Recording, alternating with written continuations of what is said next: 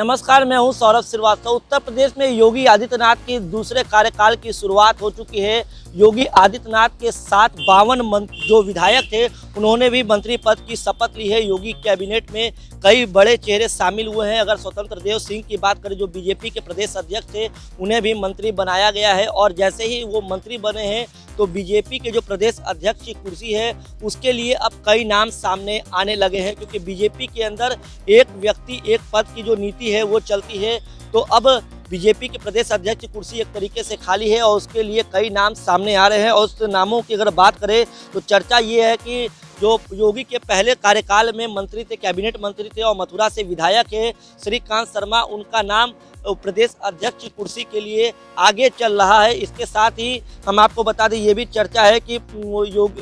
योगी के कार्यकाल के जो पहले कार्यकाल में उप मुख्यमंत्री थे दिनेश शर्मा, जिन्हें इस बार कैबिनेट और मंत्रिमंडल से बाहर रखा गया है, उनका नाम भी प्रदेश अध्यक्ष के लिए प्रमुखता से लिया जा रहा है। हम आपको बता दें, मुख्यमंत्री योगी आदित्यनाथ के नए मंत्रिमंडल ने पूरी तरीके से शुक्रवार को शपथ ली है और इस मंत्रिमंडल में कई ऐसे नए चेहरे हैं जिनको मंत्रिमंडल में शामिल किया गया है, जबकि 20 ऐसे चेहरे हैं जो पहले कार्यकाल में मंत्री थे लेकिन उस दूसरे कार्यकाल में उन्हें मंत्रिमंडल से बाहर रखा गया है। और बाहर रखे गए जो विधायक हैं, जो बड़े चेहरे हैं, उनको भी अहम जिम्मेदारी संगठन में दी जा सकती है। इसके लिए अब पार्टी के अंदर विचार विमर्श की सिलसिला जो है वो लगातार तेजी से चल रहा है। और ऐसे में बीजेपी के प्रदेश अध्यक्ष के लिए श्रीकांत शर्मा और दिनेश शर्मा का जो नाम है वो प्रमुखता से लिया जा रहा है। दोनों ही ब्राह्मण चेहरे हैं, इसलिए इन दोनों नामों पर चर्चा जो है वो तेजी से चल रही है। वही चर्चा ये भी है कि सबसे ज़्यादा जो है ब्राह्मण चेहरा है उसको ही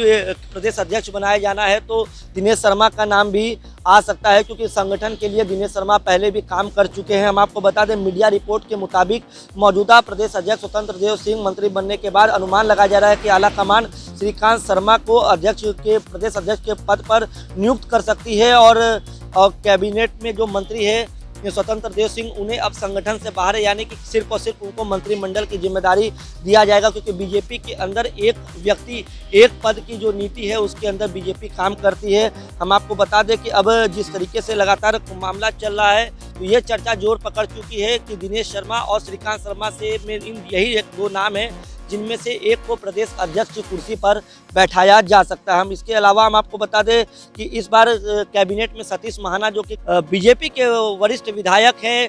पहले मंत्री भी थे लेकिन इस बार उन्हें मंत्रिमंडल से बाहर रखा गया है, तो उनको भी एक अहम जिम्मेदारी दी जा सकती है। और ये चर्चा तेज हो चुकी है कि सतीश महाना को उत्तर प्रदेश विधानसभा का नया अध्यक्ष नियुक्त किया जा सकता है, क्योंकि 8 बार के विधायक रहे महाना को मुख्यमंत्री योगी आदित्यनाथ के नए मंत्रिमंडल में शामिल नहीं किया गया है। लेकिन सतीश महाना एक अहम नाम है, भारतीय जनता पार्टी की तरफ से 8 बार के विधायक रह चुके हैं, तो उन्हें विधानसभा का अध्यक्ष नियुक्त किया जा सकता है। तो बीजेपी के अंदर जो संगठन की जो चर्चा है पूरे तरीके से, जो पहले जो 20 ऐसे चेहरे हैं जो पहले कार्यकाल में मंत्री थे लेकिन इस बार उन्हें मंत्री पद की शपथ नहीं दिलाई गई है, यानी कि मंत्रिमंडल से उन्हें बाहर रखा गया है, तो ऐसे में जो भी अहम नाम है उनको अहम जिम्मेदारी दी जा सकती है ताकि उनके अंदर नाराजगी ना हो, उनके समर्थकों में नाराजगी ना हो। तो बीजेपी तो जो है पूरी संतुलित तरीके से एक रणनीति बना रही है और उसी रणनीति के तहत बीजेपी आगे बढ़ना चाह रही है, क्योंकि आने वाले समय में प्रदेश में जो जिम्मेदारी होगी अलग अलग नेताओं पे, उनके इलाकों की जिम्मेदारी होगी, उनके इलाके से लोगों को सीट निकालने की जिम्मेदारी होगी, क्योंकि लगातार जिस तरीके से 2024 में जो लोकसभा का चुनाव होने वाला है उसको देखते हुए उत्तर प्रदेश में खासा रणनीति भारतीय जनता पार्टी की तरफ से तैयार की जा रही है। यही वजह है कि कई ऐसे युवा चेहरे हैं जिन्हें मंत्रिमंडल में शामिल किया गया है, लेकिन कई ऐसे अनुभव वाले चेहरे हैं जिन्हें मंत्रिमंडल से बाहर रखा गया है, लेकिन उन्हें संगठन में एक अहम जिम्मेदारी दी जाएगी ताकि उनके क्षेत्र और उनके इलाके के जो लोग हैं उनके अंदर नाराजगी न पैदा हो और इसका